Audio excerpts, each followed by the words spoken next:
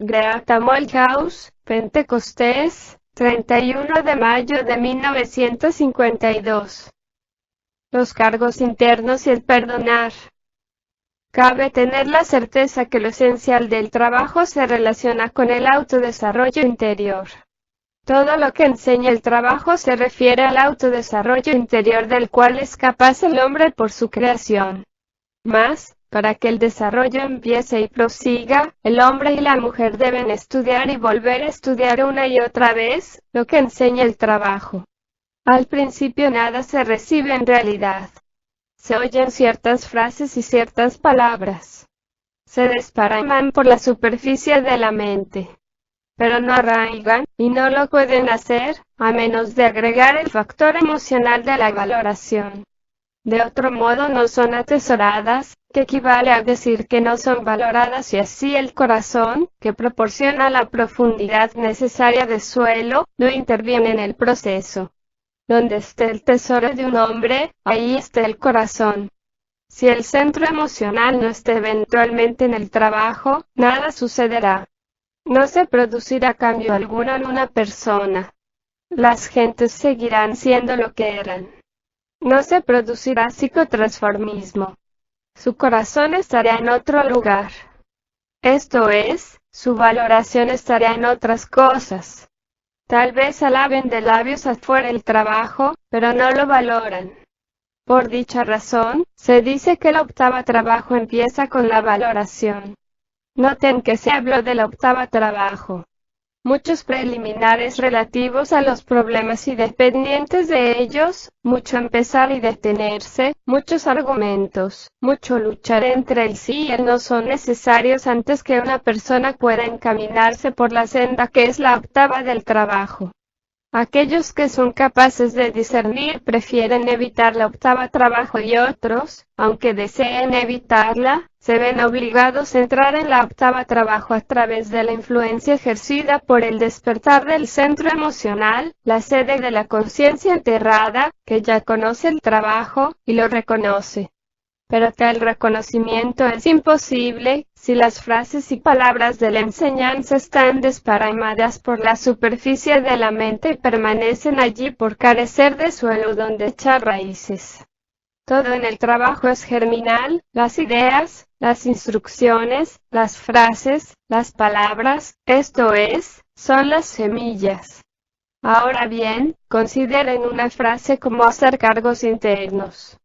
¿Han estudiado ustedes y vuelto a estudiar una y otra vez lo que esta frase significa? ¿Pueden decir que han comprendido verdaderamente lo que significa hacer cargos internos?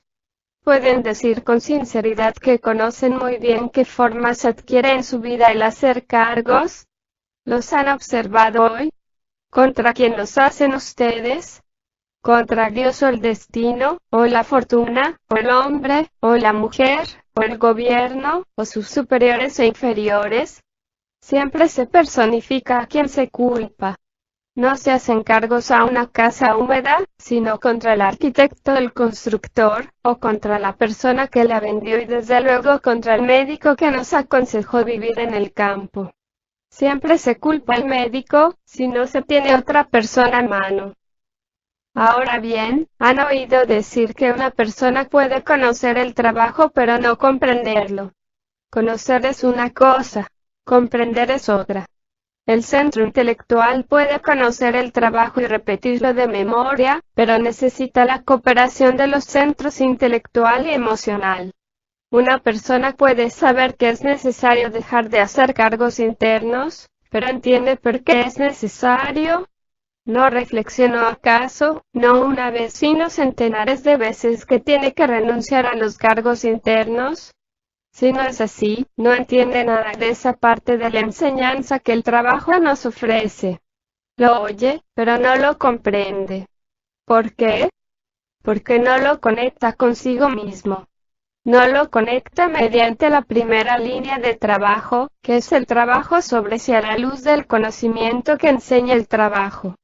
Escuchen esta conversación. Un recién venido dice, ¿qué quiere decir esto de hacer cargos internos? La persona que cree conocer replica, oh, es muy importante. Usted oye muchas veces una frase. De paso, usted conoce a Atkinson, ¿no? Ese hombre, por lo que sé, dijo que yo era un estúpido. Acabo de escribirle una carta acerca de ese particular. Le escribió una carta, pero le he oído decir muchas veces que Atkinson es un imbécil lleno de engreimiento. Es cierto.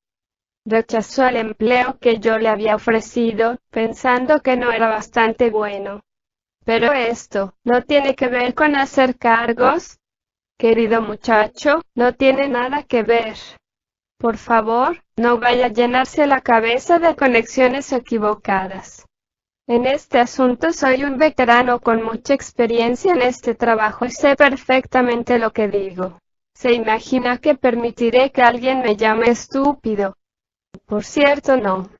Me arreglaré para que no lo olvide, se lo aseguro. Pues bien, no llegaré a decir que fui testigo de esta conversación, pero he oído muchas similares. Si una persona dice, ¿cómo puede ocurrir esto?, le contestaré. La respuesta es muy sencilla. Es exactamente lo que dice una persona que nunca comprendió de qué trata el trabajo, aun cuando conozca las frases y palabras usadas en este lenguaje especial, dando así la impresión superficial de comprenderlo. Nunca lo ha conectado con su propia psicología. Me han preguntado si el dejar de hacer cargos internos tiene algo que ver con lo que se dijo la semana pasada, cuando se leyó el comentario sobre la violencia. Pues bien, tiene mucho que ver.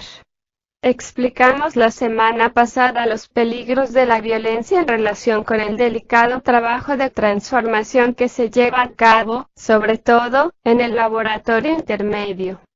La violencia hiere los nuevos pensamientos y sentimientos que el trabajo está formando dentro de nosotros.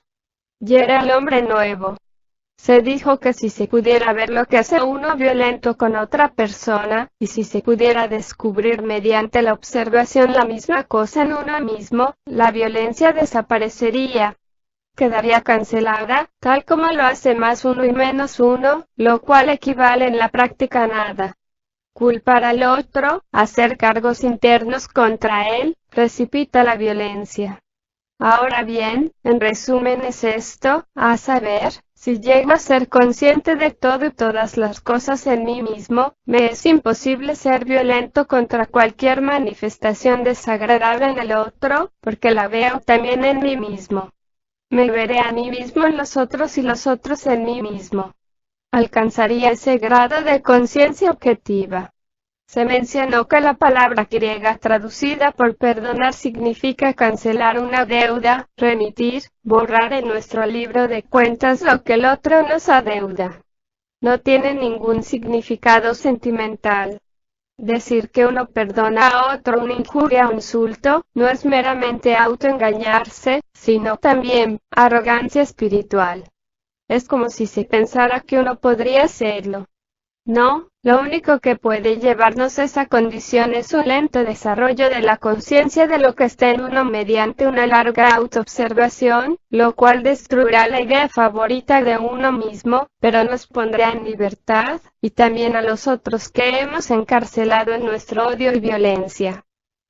Ahora bien, en el original griego, no se dice, perdónanos nuestros pecados, en la oración del Señor, sino cancela lo que debemos, en proporción, como nosotros cancelamos lo que nos deben los otros. Reparen que se pone énfasis no en lo que hemos hecho sino en lo que no hemos hecho. Esto significa que si, digamos, nunca me recuerdo a mí mismo, debo a mi Padre que está en los cielos y sigo debiendo cada vez más, a medida que prosigue mi vida de ser dormido. Quizá me preocupe intermitentemente por algunas cosas que hiciera, pero esto es muy diferente de reflexionar sobre las cosas que no se hicieron. Si se considera el trabajo desde este punto de vista, se descubrirán varias cosas interesantes.